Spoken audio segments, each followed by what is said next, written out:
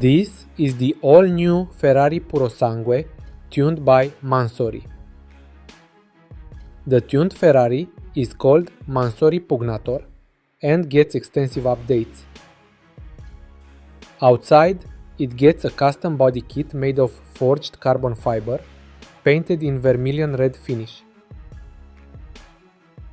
At the front, you'll find oversized add-ons and over-the-top intakes, fins, creases, air intakes, wheel arch extensions, fender-mounted vents, massive side gills, faux side intakes, and a hood made entirely of carbon fiber.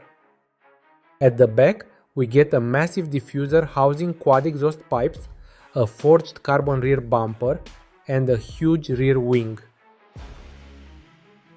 It also gets forged alloy wheels measuring 22 inches up front and 23 inches at the rear. The tuner also boosted the V12 engine, making now 745 horsepower and 730 Nm of torque. Inside, the cabin has been coated in ivory-colored leather with red accents and matching carbon inserts.